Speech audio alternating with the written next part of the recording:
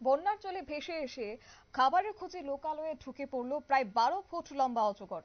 সেই অজগর সাপ ঘাড়ে নিয়ে সেলফি তুলেছে উল্লাসিত গ্রামবাসী। ঘটনায় চাঞ্চল্য বানুরহাট ব্লকের ডাংরাপাড়া এলাকায়। স্থানীয় সূত্রে জানা গেছে, এদিন এলাকায় একটি পুকুরের কয়েকজন যুবক মাছ ধরার উদ্দেশ্যে সেখানে নেমেছিল এবং জল কমে গেলে কচুরিপানা তুলতে গিয়ে হঠাৎ করে কচুরিপানার নিচে দেখতে পান বিশাল এক অজগর সাপ এবং সাপটিকে দেখে আতঙ্কে ছুটে পালান যুবকরা। এরপরই কয়েকজন এলাকার সাহসী যুবক মিলিতভাবে সাপটিকে পুকুর থেকে উদ্ধার করে ডাঙ্গায় তুলে আনেন। খবর পেয়ে বন দপ্তরের যোগাযোগ করা হলেও বনকর্মীরা ঘটনাস্থলে পৌঁছতে কিছুটা সময় নেন বলে জানা গেছে স্থানীয় সূত্রে।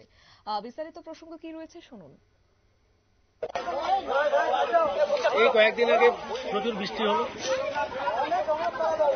বিভিন্ন জায়গায় বন্যা। আমাদের এরিয়াতেও সমস্ত জমি জলমগ্ন, সম্ভবত সেই জলেই ভেসে আসছে। কতটা আতঙ্কিত আপনারা? সাপ মানেই তো আতঙ্কিত। প্রতিনিয়ত কি সাপ বের হয়? জঙ্গল লাগোয়া এরিয়া হিসেবে তো আমাদের এখানে প্রতিনিয়ত সাপ বেরোচ্ছে। প্রতিনিয়ত ঠিক বলবো না, সপ্তাহে একদিন করে তো বেরোচ্ছে। এই এলাকাটার নাম কি? এলাকাটার নাম মধ্যাশালবাড়ি। আপনার নাম কি? মধ্যপাড়া। আপনার নামটা? বুথ নাম্বার হচ্ছে 1539।